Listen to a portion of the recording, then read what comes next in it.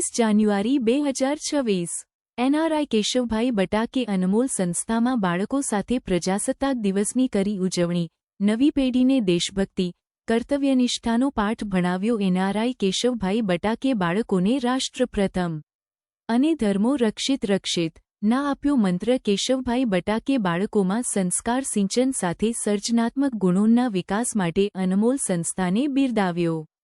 NRI Keshavbhai Batake દમણના કડૈયા માછીવાડમાં સાધનહીન પરિવારોના દીકરા દીકરીઓને નૃત્ય, ગીત સંગીત, ચિત્રકામ જેવી સર્જનાત્મક કળાઓની બરસોથી સ્વાર્થભાવે તાલીમ આપતી બિન સરકારી સંસ્થા અનમોલ સંસ્થા માં બાળકો વચ્ચે પહોંચીને ભારતના 77મા પ્રજાસત્તાક દિવસની ઉજવણી કરી હતી.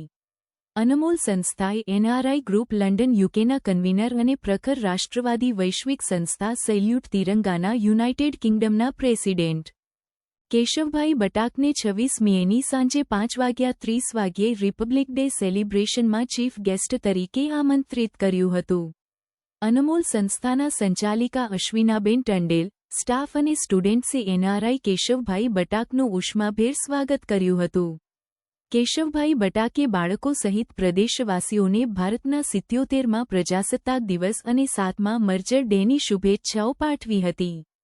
કેશવભાઈ બટાકે પ્રજાસત્તાક દિવસના પોતાના પ્રેરક સંબોધનમાં બાળકોને દેશભક્તિ અને કર્તવ્યનિષ્ઠાનો પાઠ ભણાવ્યો હતો. કેશવભાઈ બટાકે બાળકોને રાષ્ટ્રપ્રથમના મંત્ર આપી દેશને સૌથી પહેલા રાખવા જણાવી નવી પેઢીમાં રાષ્ટ્રપ્રેમનો સંચાર કર્યો હતો. કેશવભાઈ બટાકે બાળકોને નૈતિકતા, સંસ્કાર, સામાજિકતા જેવા ગુણો ધારવા પ્રેરિત કર્યો હતો. કેશવભાઈ બટાકે કિશોરવયના બાળકોને આદર્શ નાગરિક બનવાની શીખ પણ આપી હતી. એના પહેલા કેશવભાઈ બટાકે બાળકોને પ્રજાસત્તાક દિવસ અંગે મહત્વની વાતો બતાવી હતી.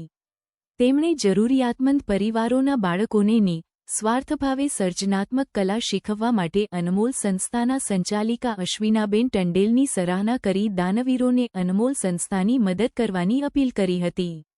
અનમોલ સંસ્થાના કર્ણધાર અશ્વિનાબેને પણ પ્રાસંગિક સંબોધન કરી બાળકોને ભણી ગણીને પોતાના પરિવાર, સમાજ અને પ્રદેશના નામ રોશન કરવા પ્રોત્સાહિત કર્યું હતું.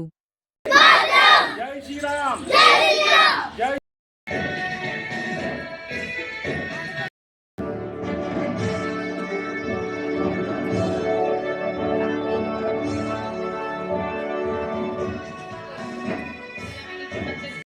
श्री राम.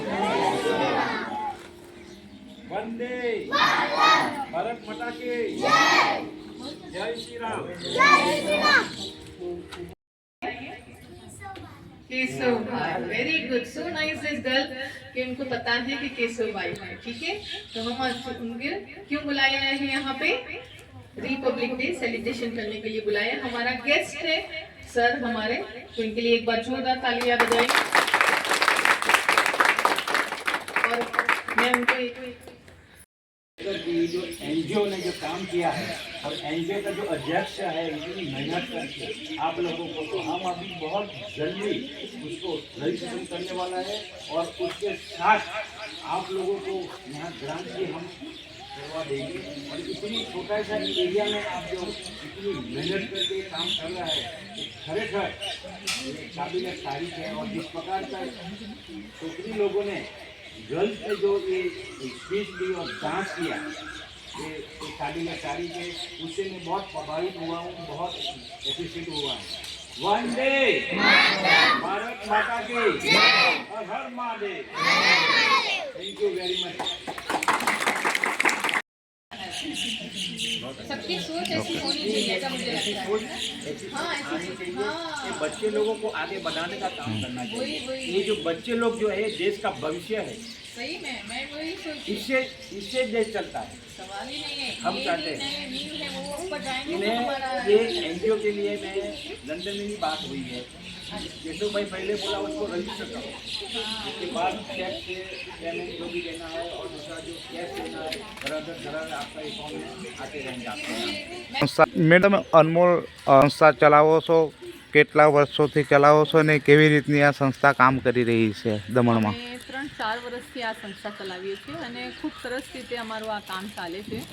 અને છોકરાઓ પણ એટલા હોશથી અહીંયા આવે છે અને રવિવારે અમારો ક્લાસ થાય છે અહીંયા અને એવરી સન્ડે અમારા ખૂબ સરસ ક્લાસીસ થાય છે. સવારે મોર્નિંગમાં કરાટે ક્લાસીસ 8 થી 9, 9 થી 10 ડાન્સ ક્લાસીસ અને ક્રિકેટ કોચિંગના 10:30, 11:30થી ક્લાસીસ થાય.